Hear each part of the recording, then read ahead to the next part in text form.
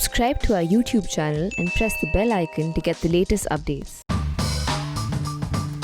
If I tell you God's own truth, it will be that today we were going to talk about RCEP and India's decision to pull out of it. I know that many of you have been asking me to talk about this. But while I was finishing work on it, something else caught my fancy.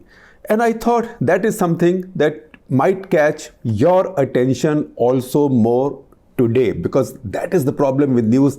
When it happens, it happens. So this was the story, almost a James Bond-like story. We know Sean Connery passed away recently, so that's fresh on our minds.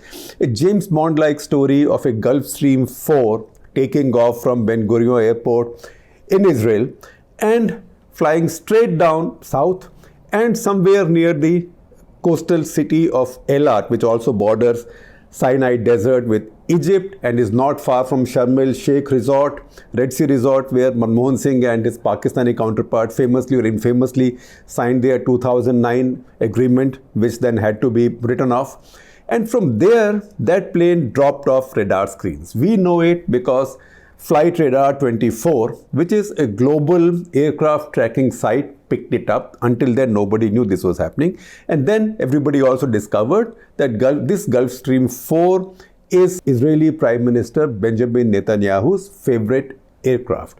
Now, as we looked more into that, we found, and the story unraveled, and we found that many more tales hang around this. So I thought that today, maybe that's a more interesting thing to talk about.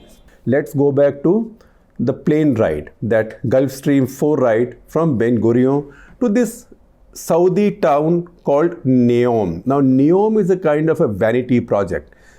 This is a completely new township. Looks like an MBS, Mohammed bin Salman vanity project. A new city is being built on which $500 billion, that is $500 billion, have already been spent. The city will be completed by 2025. This was the time when Mike Pompeo, the US Secretary of State, was also traveling in Saudi Arabia. Now, this is again that very interesting situation that Trump looks like a lame duck. He has lost the election, looks like he'll go soon, but he's carrying on as if nothing has changed. He's going to be there forever, and he can still restructure the whole world.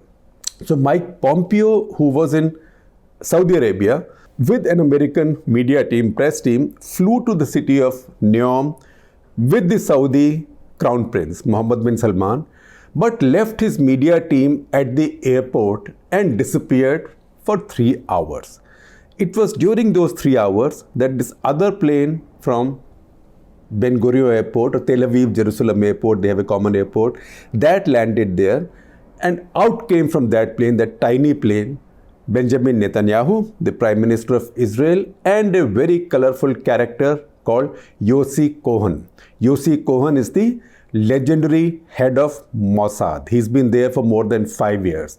And I told you that, around this incident, lots of tales hang, and I will tell you about those tales. So the Mossad chief and Netanyahu landed there, and they had talks for about 3 hours with Mohammed bin Salman, the Crown Prince of Saudi Arabia, and Mike Pompeo. Now, this leads you to obvious conclusions that Israel, with Trump's help, Trump administration's help, has launched a flurry of normalization of relationships in the Arab world. Or you might say that Trump administration has launched a flurry of normalizations. So you had UAE. Now, in fact, Israel's getting direct flights to UAE overflying Saudi Arabia. Did you ever imagine such a thing happening? Not just that, Israel is now actually going and soliciting tourists from UAE to come to Israel. After that, Bahrain, then Sudan. Now, Saudi Arabia so far has been holding out, although everybody knows that the two countries work together. They have very close strategic ties. They also see a common enemy in Iran, and there's another country which is a complicated country that they worry about, that is Turkey, and I will go into that complication a little bit in a bit. So Saudi Arabia, on the other hand, being the custodian of the holy places of Islam, has still been hesitant. So there is an expression that I read in a Pakistani writer's piece. Pakistani writer is Kunwar Khuldun Shahid. A piece that he wrote for Haaretz, which is an Israeli newspaper. Now that also is new. At least in the past, I didn't know that Pakistani columnists, writers could write for Israeli publications. Now I believe they are appearing on Israeli TV channels also. That's a change. So in that, he uses an expression which is normalization. So what do we mean by normalization? That is that Saudi Arabia, being such a preeminent Islamic country, it would be awkward to them to be seen to be much too keen or jumping the queue to normalize with Israel. But if a lot of other Muslim countries, especially Sunni Muslim countries, are doing it, then they look like they are also doing what the others are doing. So it was in that sense that they would have wanted a large country like Pakistan to normalize, also normalize ideally ahead of them. But it looks like now Trump got impatient, and Netanyahu got impatient, and MBS got impatient that, Biden administration will come. We don't know what will happen. They will take time settling down. So every player in this situation has got into a slog overs mindset, which means abhi 3 over bache ya 4 over bache, 2 over bache maybe. So hit as much as you can. Doesn't matter if you lose the odd wicket. So this is what's happened, and this is quite a remarkable turnaround, because when they did that, they knew fully well that this will not remain a secret. This was not meant to be a secret operation. At the same time, they knew that if they plan it ahead, if they announce it, then all kinds of resistance will build up and there might be security issues, etc. So they just flew in and they've done it. And Israeli leaders are known to have done this in the past.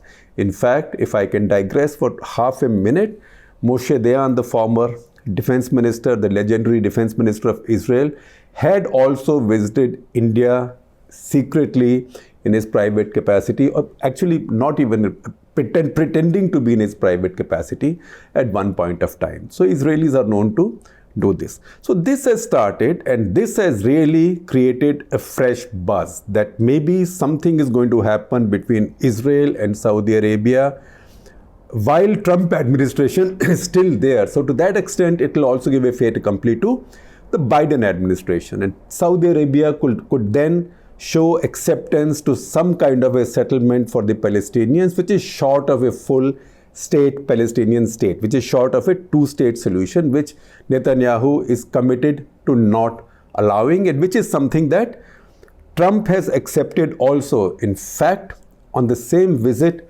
when Pompeo was in Israel, he became the first American Secretary of State to visit Israeli settlements on the West Bank, which was seen widely and globally as American support for a single state settlement or single state solution for the Palestinian-Israeli issue. Now, in the middle of this, all this has happened, and this has caused obviously commotion in the Muslim world, but most of all in Pakistan. So in Pakistan, again, I found this interview in Kunwar Khuldun Shahid's article. There's a link there, and then I watched the entire interview. Now, this is an interview that Imran Khan gave, a rare interview that he has given, a full-length interview, to an anchor called Dr. Azmat on a channel called GGN TV in Pakistan.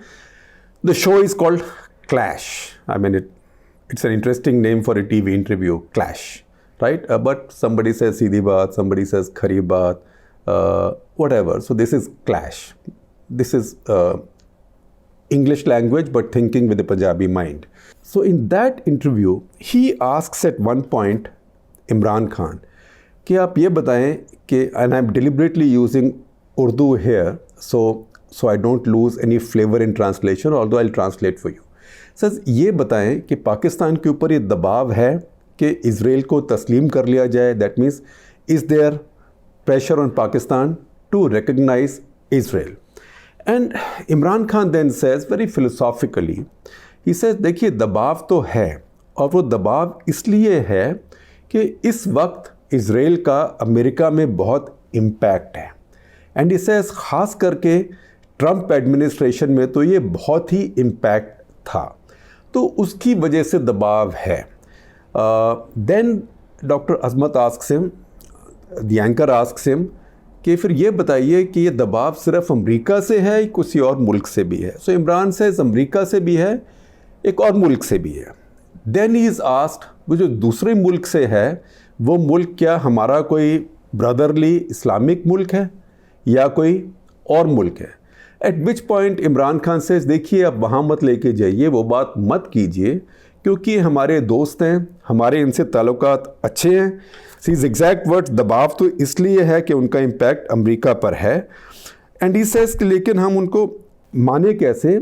He says that I can not recognize Israel because I am bound by what Jinnah stated early on for Pakistan, that for Pakistan to accept Israel as a legitimate state, there has to be a settlement to the, and he reaches there, at which point the anchor says, because Imran is hesitating at this point, so the anchor says in Urdu, unki riyasat, which means state until they get their own state, where Imran goes around that point and he says, well, until there is a settlement to their satisfaction. So you can see him distancing himself from a two-state solution.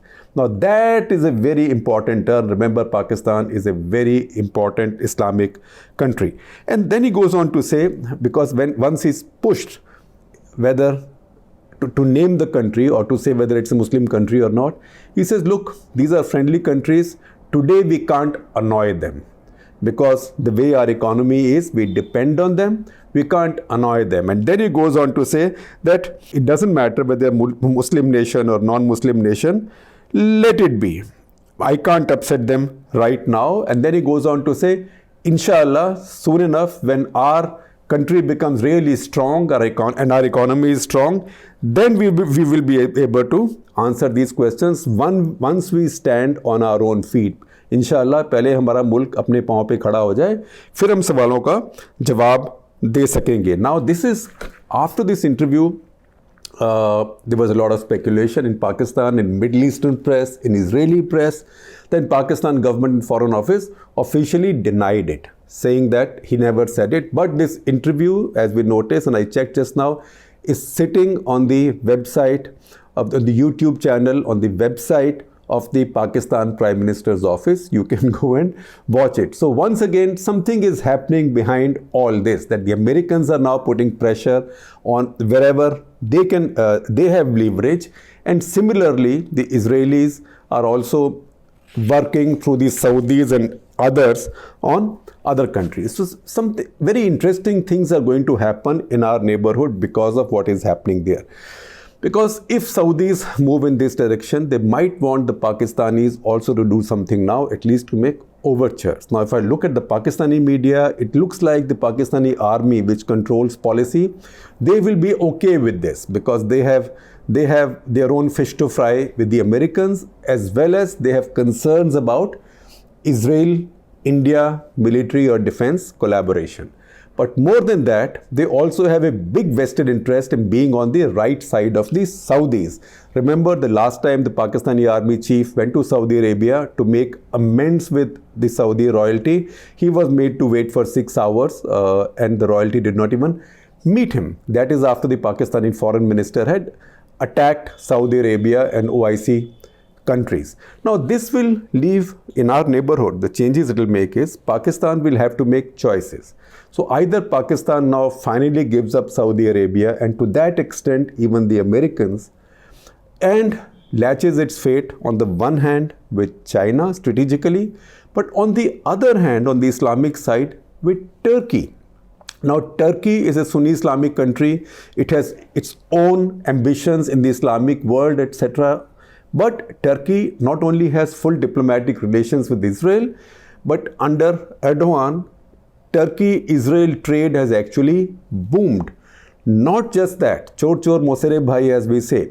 In the Caucasian War, Turkey and Israel, for different motivations, have actually collaborated and worked on the side of Azerbaijan and helped it defeat Armenia. So Turkey plays its games in all directions. Sometimes it looks at it, it puts its economic interest above everything else, sometimes geostrategic interest, and that's what Israel also does. So this will now leave Pakistan in a very interesting, confusing situation. I told you there are many tales, so I will tell you a tale. Who is Yossi Cohen, the Mossad chief? He's 59, 1961 born. Now, he's been Mossad chief for about 5 years. And some interesting things have happened with Mossad under his charge. So his most remarkable achievement, and this I read in a story in a big article from Jerusalem Post, of which I am sharing a link with you. He is the one who masterminded a very daring Israeli raid in Tehran in January of 2018, which broke into the safe house or the highly secure facility where Iranian nuclear data, files, secrets were kept. And he carried out a raid there at night after monitoring it for a long time. It was a nighttime raid. The raid was so successful that his raiding party spent 6 hours and 29 minutes inside that high security facility. In those 6 hours and 29 minutes, they used torches or whatever you call them, that threw flames at 3600 degrees centigrade and cut through the 32 safes or vaults in which those files were kept. And those files were then stolen and brought back. They were put in a truck. The truck was driven to some place, it looks like on the coastline, and then evacuated from there by sea. So he built his legend like that, and 2 months after that, he landed up in Langley, CIA's headquarters on the outskirts of Washington, with a lot of that data and detailed, and startled his counterpart in the CIA chief. Who was the CIA chief? It was Mr. Mike Pompeo. So now you connect one with the other, with the other, with the other. You can declutter it better than I would, and I don't even have to waste your time doing that. So on that interesting little story on the side, I will conclude this episode of Cut the Clutter.